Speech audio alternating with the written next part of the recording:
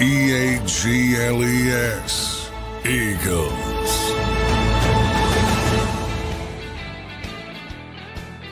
Welcome in, everybody, to a special emergency podcast for Birds 365. We don't do them very often, but I did need to do one here after a Football Friday game, and the Eagles fall to the Chicago Bears 24-15. They moved to 8-4 on the season, and the Bears moved to 9-3, first place in the NFC North and second place in the NFC. The Eagles have fallen to third place in the NFC. I'm joined now by John McMullen by phone. John, thanks for taking some time to do an emergency pod today. How you doing this Saturday morning, my friend? Overreacting. No, I'm not. I'm not overreacting, but yeah, obviously after a loss like that, and that was an ugly loss. Boy, Yes, it was. I mean, that was not a well-played football game by the Philadelphia Eagles.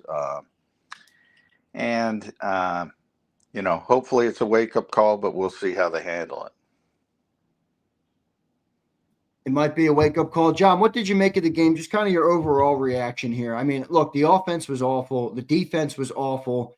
John, they give up 281 yards on the ground. I'm looking at them like, is that because the offense can't move the ball, or is that because they can't stop the run and they played 85 plays? You know, the defense is going to be gashed, but whenever you see 85 plays, you got to think, how the hell do you get up to 85 plays? It feels like it could be a combination of all of them. Just thinking back on the game, John, from a big picture, what stood out? What were the key takeaways from the game for you?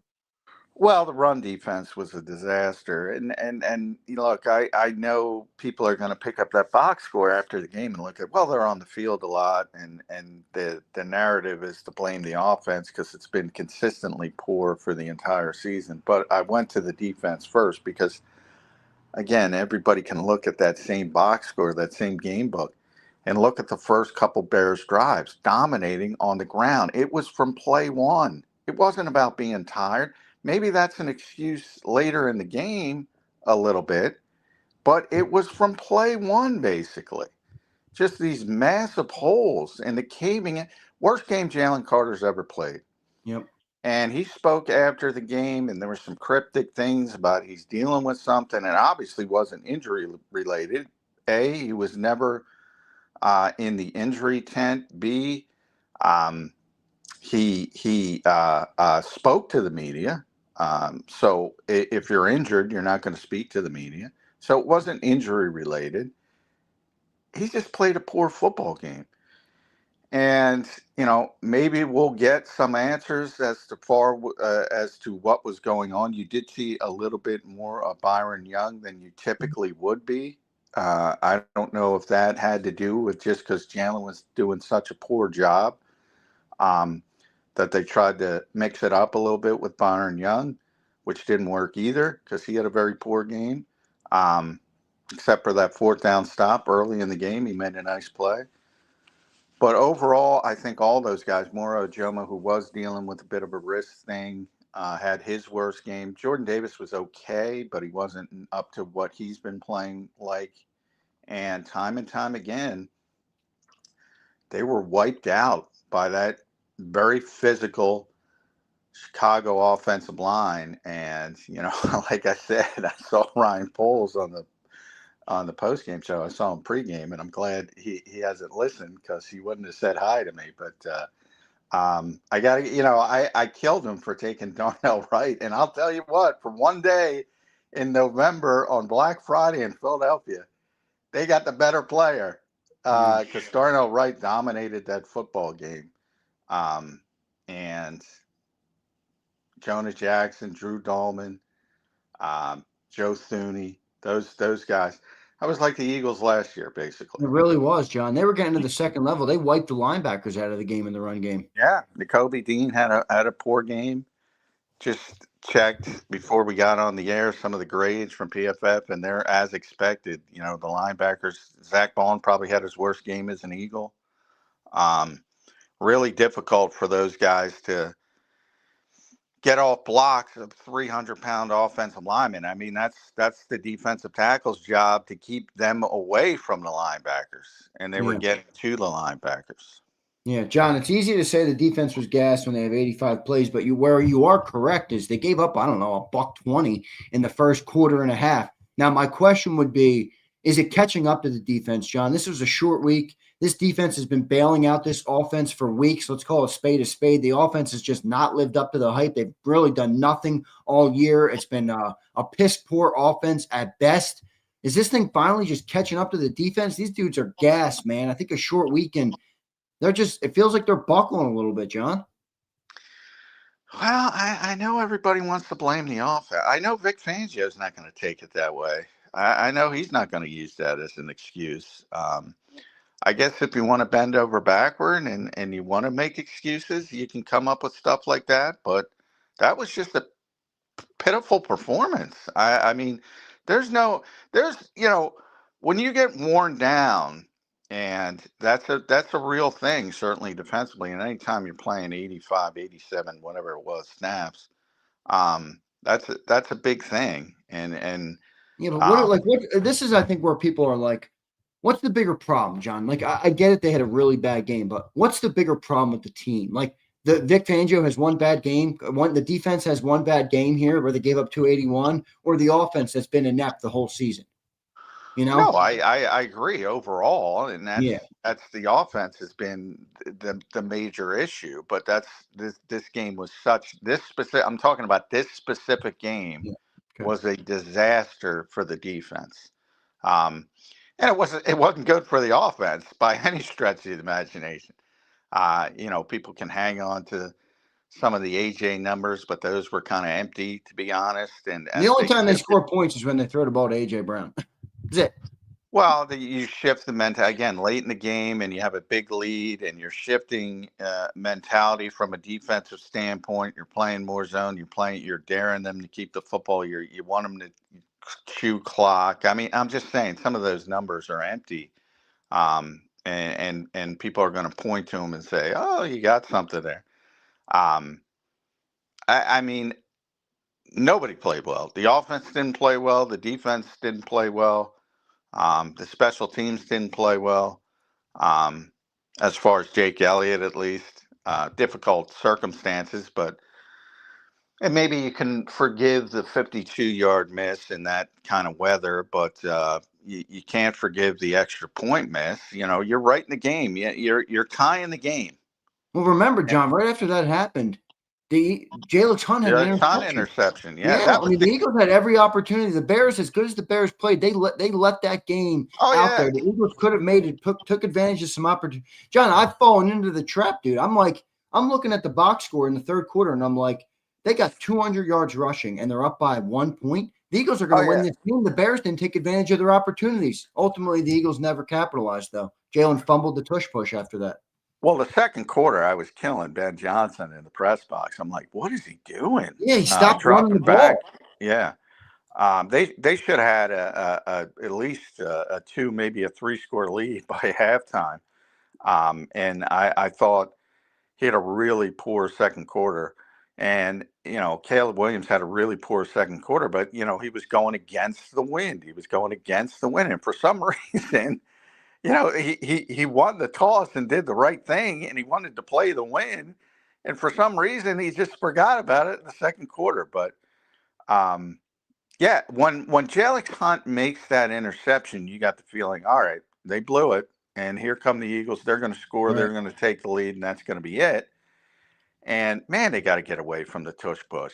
They just got to get away from it. I agree, dude. It doesn't even work like it used to, John. What's the point? Run a freaking play. They were gashing them. Remember, John, on that very drive where they ran the tush push, Saquon had a carry for 15 yards and a carry for 9 yards. They were running the ball on that drive. If they would just spread the football out 5 wide and say, Jalen Hurts, pick the bubble, wherever, because you have to respect that AJ Brown's outside and right. Devontae Smith and Dallas Goedert and Saquon Barkley and whoever else is going to be. It's a number game. They'll get it every time. Yeah. They will get it 95%. That nothing's perfect, but they will get it 95% of the time. People have gotten too hyper focused on the tush push and the penalties and the officiators, and then, should they blow the whistle? Shouldn't they blow the whistle? And you're going to have plays like this, and it just doesn't make sense, And then, hey, loosen it up and go back to it later when people have seen you spread it out and convert that way. Right. And then maybe it becomes more effective and you could use it again later.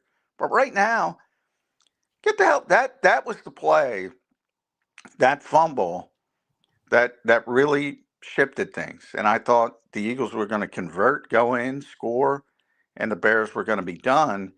And that just shifted all momentum back to Chicago.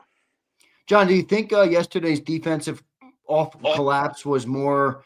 Did Vic not have a good scheme? Did he not adjust? Or was it more just the players didn't play well? I mean, you know what I mean? You need the players to play well Yeah. for everything to work. How do you see it? The players didn't play well. Yeah, that's number. Like I said, Jalen Carter. That's your most talented, best defensive player from a talent standpoint, obviously. And he played terribly. Literally the worst football game he's ever played as a pro. I feel very comfortable saying that. And when that happens, I mean, I'm a little surprised he didn't amp it up. Like he uses those 6-man fronts very rarely, and he usually does it when he game plans for it. So he certainly wasn't game planning for it. So maybe he didn't want to do it in game. And plus, there's also probably a little bit of hubris that eventually we'll figure it out and stop them. Because it's not Jahmyr Gibbs. It's not. With all due respect, I don't want to go down that route, but with all due respect to those two guys who had phenomenal games, they're not considered, top tier, top level running backs. So they probably had a little bit of cockiness to say, we'll figure it out. And they never figured it out. All right, John, let's go over to coaching and then we'll end on the offense because there's plenty to talk about there. John, does this feel like this Sirianni-Patullo thing, even if we're not putting all the blame on them, it does feel like the scapegoat is coming. They don't seem to have any answers on fixing this offense, which is largely inept.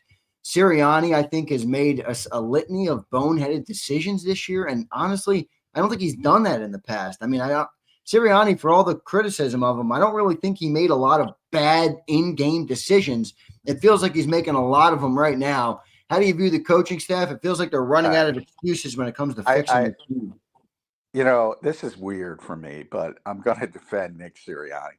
First of all, not kicking the extra point when down 9 is probably number 78 of the issues yesterday's game. So number 1, it doesn't even matter. But number 2, and by the way, I'm on that side of the fence. I'd rather kick the extra point. But the analytical world, the football wonks, the nerds had long put that out. Yeah, had long passed that. They don't believe that. So they believe more information is greater than less information. They want it clearly defined.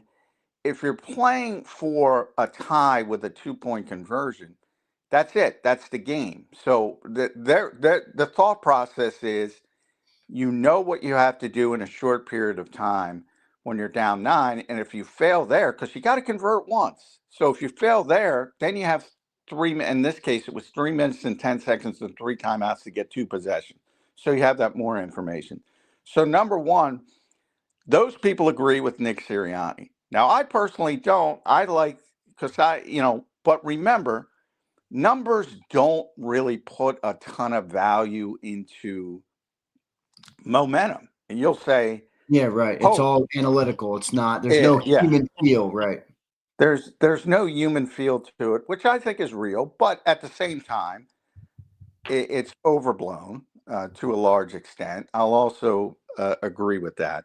But also the bottom, this is not when you're down 15 points in the fourth quarter, you generally lose.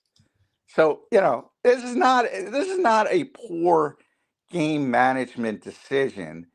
It's about trying to maximize the very, very unlikely chance to come back and win that football game. And the one time it's happened where somebody's come back was the Dallas Cowboys. They did it the way Nick did it. They went for the 2, failed, and got the 2 possessions and won the game. Outside of So, that, John, outside of that play though, how do you evaluate the coaching? well, from the standpoint of, the scapegoating, you're right that it's going down that route. Yeah. And I feel very comfortable saying, but I feel very comfortable saying Kevin's going to be the scapegoat now after the season. Now, I did find it very interesting that Nick Sirianni flat out said, I'm not making a change. And he's not.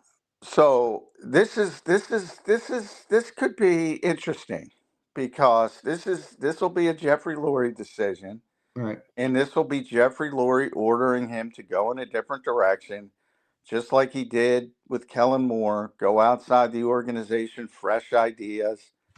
But I mean, as you saw with Kellen Moore, or at least the people who can see it, um, take away Saquon's historic season, and Kellen Moore's offense looks a lot like this offense. Whomever you bring in, if you really want to get away from this style of offense, it's got to be about the quarterback and the head coach. The head coach sets the offensive philosophy and the quarterback executes it. John, speaking of the quarterback, let's go to the offense there because I really don't think yesterday was as big on coaching as I do on execution when it comes to great players. John, that may have been one of Jalen Hurts' worst games I've ever seen from him. To be honest, is he playing like a franchise quarterback right now?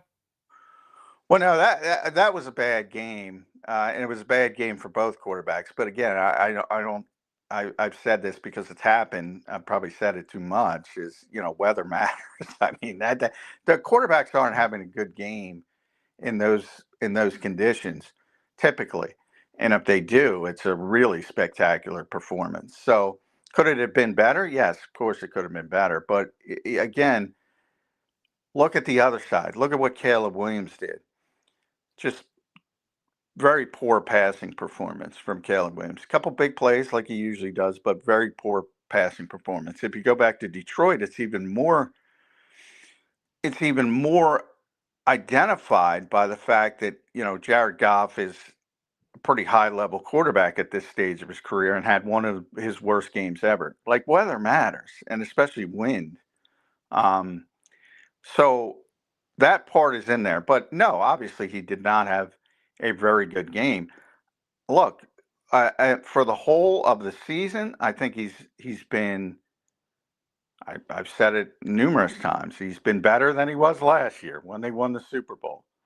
So in this particular game, it was really bad.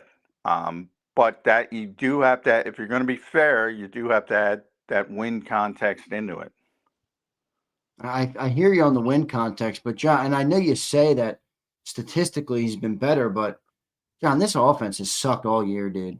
And I'm sorry, I got to put some of that on the quarterback, man. Like Well, I I'm mean, not I saying don't people are know. right when they're calling for backups, but I've never seen more calls for backups from a fan base. And then you have some fans who are like, "Shut up, you guys are crazy." And then you have the fans who are like, "Jalen Hurts can't execute a most basic offense of all time. He can't find Devontae Smith on a slant route. He's not inaccurate with the football. He doesn't get the ball out on time. It's impossible to build an offense around the guy. He's problem number one, not the coaches who have built an offense catered to his skill set." You know? Well, yeah, but they've won a Super Bowl and they've gone to another Super Bowl doing the very similar things. The point is, and I'm not talking about numbers. I think he's played better from a standpoint of handling the position as a whole. Again, not about one game. Played a very poor game against Chicago. Basically, everybody did. Overall, like I don't know how he impacts the the inability to run the football by Saquon Barkley. And typically he actually maximizes that and makes it easier because of the threat of him doing it himself, even though they haven't used that as much this year, but they're starting to use it a little bit more. So by no means am I talking about numbers. I think he's handling playing the position better than he ever has. To your points that you said, I'm glad people are willing to have those points because I've been talking about it for years. Yeah, the ball doesn't come out on time. Yeah, he's too risk averse. He's too conservative. These were all problems that existed last year, and people wanted to jump down my throat and your throat for even talking about it because he won the Super Bowl. He's the top 5 quarterback. He's this, he's that. No, he never was. He's a very good quarterback, but there are some obvious deficiencies. And the biggest ones are he doesn't get the ball out on time. That's number one. So in the short, now you can take out a play like the Devontae throw. I mean, if that game is in Ford Field, that's an easy completion.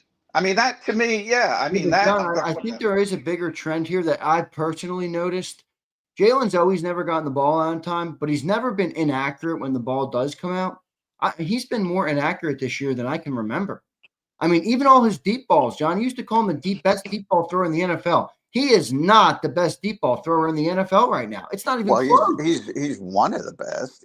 Oh man, John, he's underthrowing every shot downfield, dude. Devontae Smith had to do a backflip last week to catch a ball he could have walked into the end zone with. Jalen is not accurate right now because of Well, again, I mean, who Jared? Like seriously, Zander. I mean, Jared Goff had his least accurate game in his NFL career a couple weeks ago. I mean, does that strike you as strange? No, I agree with that point. The throw to Devontae was in Jerry's world, wasn't it? What was Caleb Williams' completion? I don't even know. Oh, it was under 50, John. I think he was 17 of 36 in the game. Like, he's not the most accurate quarterback. He ain't 17 of 36 inaccurate. I'm telling you. That's you're right. I get that part. I think that's a fair point to add context, but I'm more talking about the whole big picture. Like, I don't think Jalen has been accurate, even with those outlier games not being the whole story. I don't think he's been accurate this year. I think he was over. I think he's over 70% pristine conditions. I mean, I don't know how high it can get. And generally those 70% guys are not throwing the football down the field as much as he does with the go routes. I think. Yeah. I mean, how much of that is because they do that risk averse approach? You know what I mean? Like, he doesn't push the ball into some of the tight windows that you're asking Jared. Well, that part's fair. He's not nearly as accurate as somebody like Jared Goff, who's tight window throws and all things like that. I've always said that. Yeah, I said it's inflated by that, but at the same time, he also throws it deep more than most because basically the Eagles, that's their offense. They throw it deep on occasion and everything else is. But yeah, I mean, he's improved his accuracy over the years. He's improved his decision making. He's improved his ability to audible. Now, sometimes like the 4th and 6th a couple weeks ago, that's his mistake. And it annoys the living hell out of me that everybody's trying to protect it. But it is what it is. But overall, when you look at him from 2021 to 2025, he's advanced dramatically. So is Nick Sirianni's philosophy failing Jalen, or is Jalen failing the coaches? Well, I think the offense is failing the coaches, but I think, like I said, if you ask me, and it's always, and this is coming off a bad game where everybody played poorly, including Jalen Hurts. Who's improved on this offense? I can only come up with 2 players. And by the way, Devontae, whether he's been hurt and he has been hurt, playing through some things, he struggled a little bit over the past few games. He was one of them. Jalen was one of them, and that was it. And now AJ's starting to play a little bit better and getting back to some type of form. But we've talked about the offensive line ad nauseum. And the biggest difference between this year and last year is Saquon Barkley in the running game. And that's Saquon and the offensive line and the tight ends who can't block anybody, including Dallas Goedert. Forget about it. I mean, everybody rips on Grant Calcaterra and Kylan Grant. Rightfully so. They can't block. Dallas Goedert used to be able to block. He's not having a great year blocking. Um, that part of it's been, again, they went from, there were two teams, the only way, because Baltimore existed. Those are two of the top 6 rushing offenses of all time in the same year. Baltimore and Philadelphia last year. Of all time. And this year, they're one of the worst in the NFL. Who can explain that? Because if they can't, I wish somebody could explain that. I'm sure Nick Sirianni is saying the same thing. I don't know how you go from that level. Like, I get you can't repeat that level, but I don't know how you go from that level to being one of the bottom 10 teams, and it'll probably be even worse than that after this week.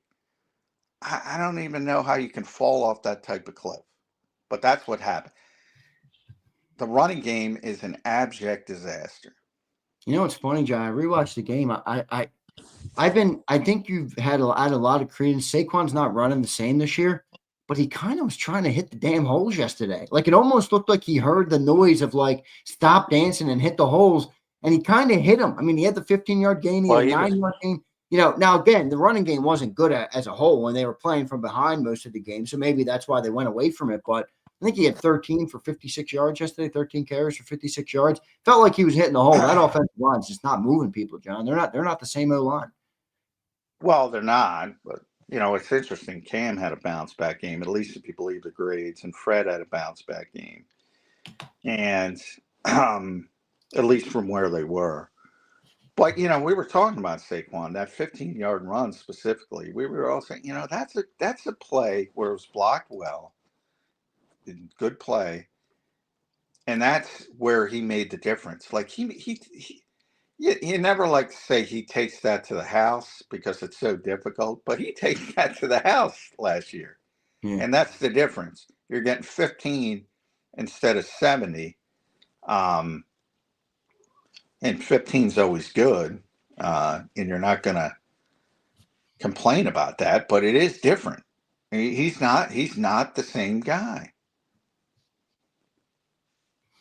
Fair enough. Johnny Mac, a lot of people bringing this, 2 straight losses. They're 8-4 right now. Many people are going down the 23 all over again route. I'm not going to directly ask you if you think it's that, but what's the feel in the locker room, John? What's the, you were in there last night. You were at the game. What's the feel? I mean, this team, they seem dejected, John. Well, I don't know. I'll tell you what, everybody got the hell out of there pretty quickly. Now, you can say it's always, a sort of, understated environments when you lose a football game. Now, and this is, I want to single out a few people, Jalen Carter being one of them, Jalen Phillips, Dallas Goedert, Cam Jurgens, Saquon, AJ, N'Kobe Dean. These are the guys who stood up and answered every single question. And some of them, like Jalen and N'Kobe, after playing, poor games, and still stood up and were professionals. So, number one, I have a ton of respect for players like that.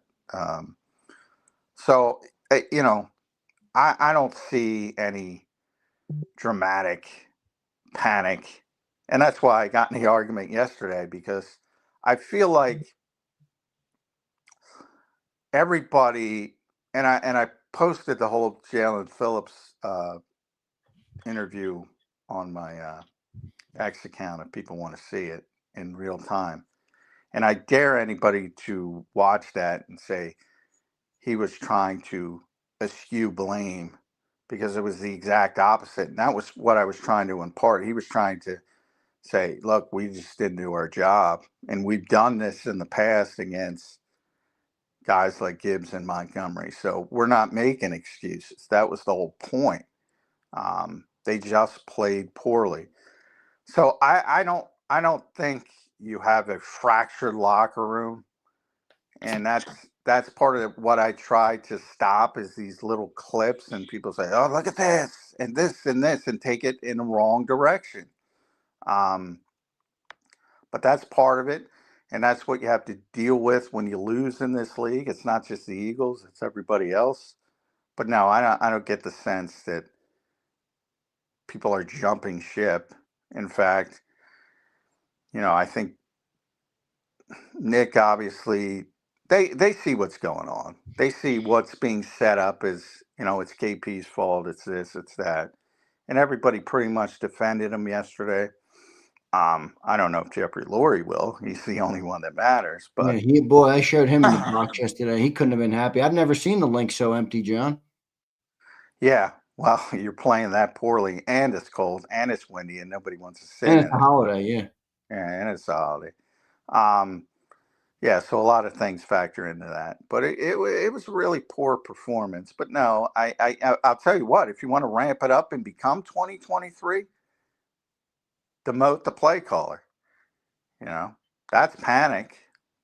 Well, what is your opinion on it? Do you think this team is unraveling right now? It feels like they are, John. They haven't had a good offense all year. The defense has been holding on by the skin of their teeth. A.J. Brown's been speaking about this week in and week out, much to everybody ripping him. But exactly what he has said has now looked like it's coming true, at least in my opinion. We can't keep having the defense bail us out. Eventually, we got to carry our weight. Eventually, we got to do our job. Eventually, we have to hold up our end of the bargain.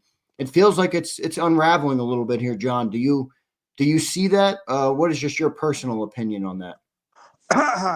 Yeah, I mean, well, they're not playing as well, so I don't know if it's unraveling, but I think they've been able to win some fluky games.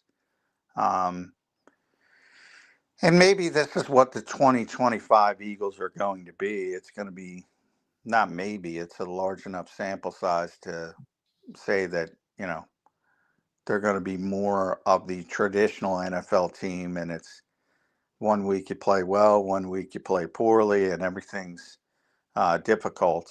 But I do think, there's some light pockets. Las Vegas, obviously, we'll see what Washington looks like, where there's a chance to sort of gain some confidence against some poor opponents.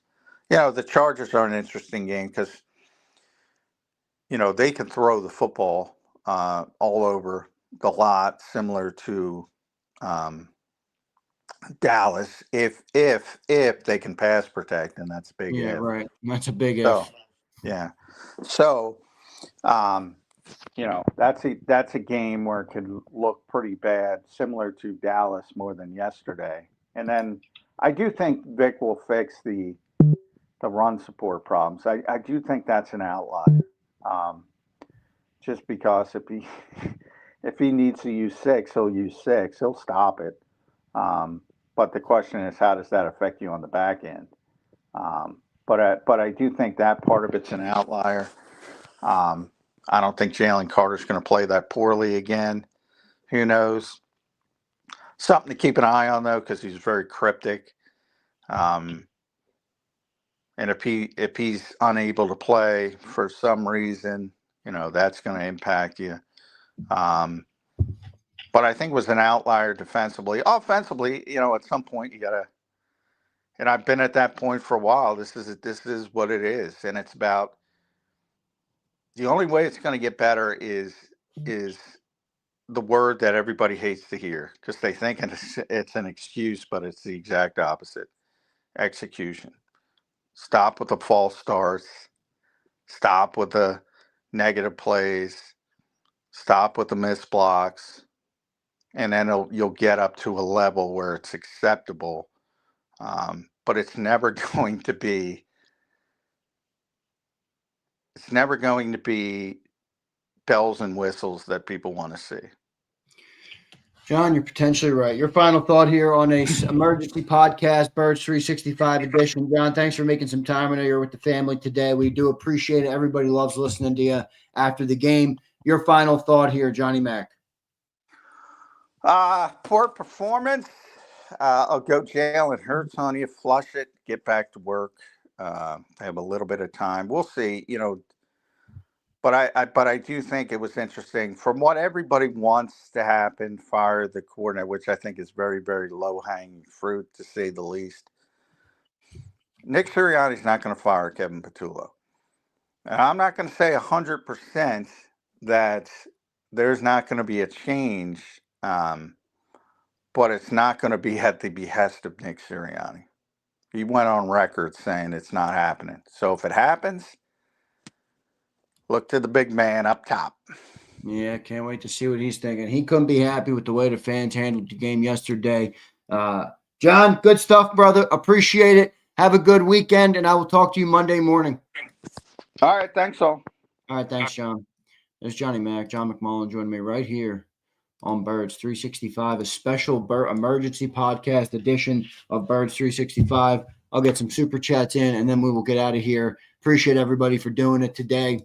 I hope everybody has a great weekend. Tries to put this game behind him. Q the God says, Shady interviewed C.J. Gardner-Johnson, and he said they knew every play and then laughed how bad Petula is. I did see that. Gardner-Johnson gave him one of those looks. I saw that. Yeah, it's Petula. It's the quarterback. It's everybody on offense. I mean, Petula doesn't have a good feel for play calling. Nick has set up a trash offense to begin with, and the quarterback is not executing. It's three phases, you know. And in my belief, the offense is built around the quarterback. So that, to me, is problem number one. Most people don't want to have that conversation. It is what it is. More and more people are going to have that conversation. And then more and more of the people who constantly come in here and say I'm all sorts of different names because they don't like we're criticizing the quarterback, they're going to all come on board. And they're all, watch, it's the same exact people. I always bring this up because it's so funny. All the same people who gave death threats to Joe Santoliquito because of his Carson Wentz article are the same people who are on the Jalen bandwagon right now. As soon as the Eagles decide to scapegoat Jalen Hurts, they'll all be saying the same thing. I've gotten this comment twice now. No sound. Does everybody hear me correct? Everybody can hear me, right? I'm not broadcasting nothing here, right? I've gotten two of these comments. Sound off. Another guy said it a little earlier. He said, I got no sound on. I'm good, right? We got audio here. What the hell's going on? Yeah, I'm good. All right. Everybody's going to hear me. All right. I don't know what you're talking about. Maybe you're muted, my friend, whoever said that. No, sounds off. But I do appreciate everybody. Here's Kimberly. Stop running the tush push with a banged up O-line. Yeah, period. You heard John. He's right. You don't even need to run the stupid play. It doesn't even work at the clip it did anymore. It doesn't even work at that clip. It doesn't. It's like 70% this year. Dude, give the ball to Jalen back there. Spread it out like John said. It's a numbers game. They're going to have to cover AJ on the outside. I mean, come on. We don't even need to do that dumb play anymore. That's the second time Jalen fumbled the ball this year. Only one of them got called. Blaze says, winning masked it all. I see, said the blind man. You're right, man.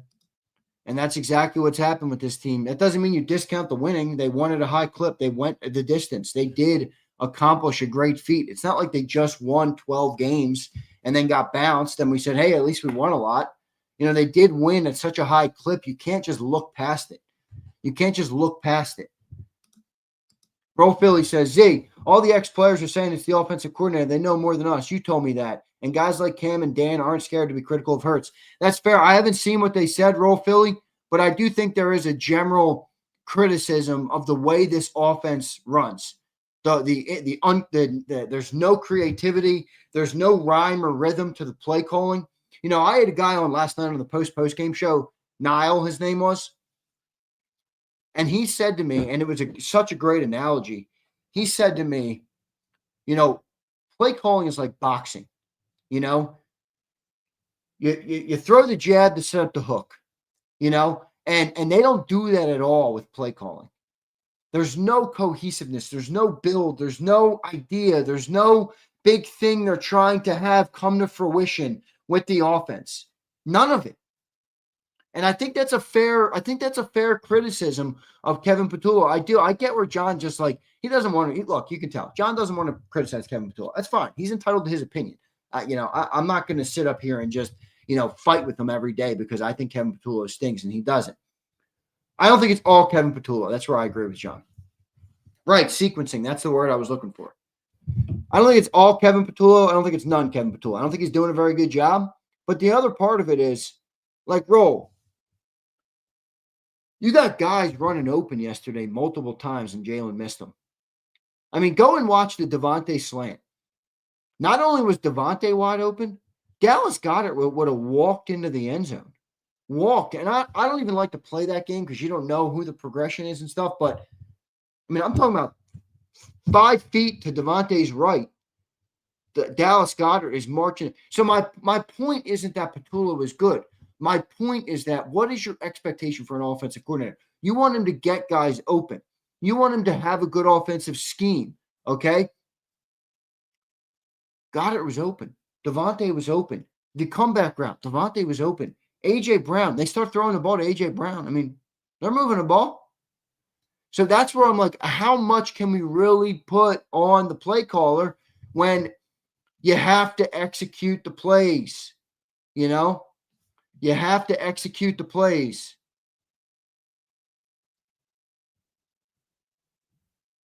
So I think the quarterback is big here, man. I do. And Ro, I'm really not even trying to I just don't think the quarterback's playing good football right now.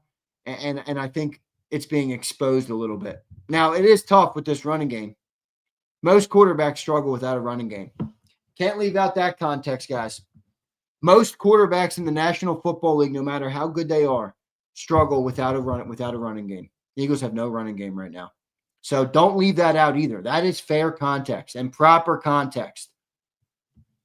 It's proper context. They cannot run the ball to save their life. Matthew NJ says, we don't got schemes, we got play calls. Big difference. Ben Johnson's pre-snap motion was elite. We were straight static. Jalen either steps up or ships out. I don't disagree with anything you said. Ben Johnson's offense, the way he runs that offense, the way he schemes that offense, the play design in that offense, it's so obviously incredible. Like even a football dummy could see it. I mean, he's moving guys. He's got the motion. He's got that one run play where Monongai got 20 yards right up the middle. The entire offensive line closes the defensive line this way. Caleb rolls out. And he sells Reed Blankenship and Quinyon Mitchell that he's going to roll out. Rome Odunze runs to the flat. So Quinyon and Reed have to stay there. The offensive line folds them everybody this way. Caleb rolls, sells the fake, hands the ball off to Monongai, and boom, Monongai runs up 20 yards. I mean, that's just one play, but if you watch it all game, I mean, Ben Johnson's schematics are incredible. They're incredible. They really are phenomenal. They really are phenomenal, the way Ben Johnson calls it. But, all right, guys, appreciate all you guys tuning in here on a Saturday. Believe me, do I wish we had full shows today. Full Birds and full National Football Show. I wish it like hell. But we don't have it. We won't be live until Monday on the shows. You know me. I like working, man. We had a big game yesterday. We need to be live across the JAKIB Sports platform. But my family's waiting for me. I got some stuff to do with the family. So I appreciate all you guys, man. Thanks for doing it. Thanks for checking in as always. Don't forget to hit the like button. All right. Don't forget to drop your comment down below. Subscribe to the channel if you're not already.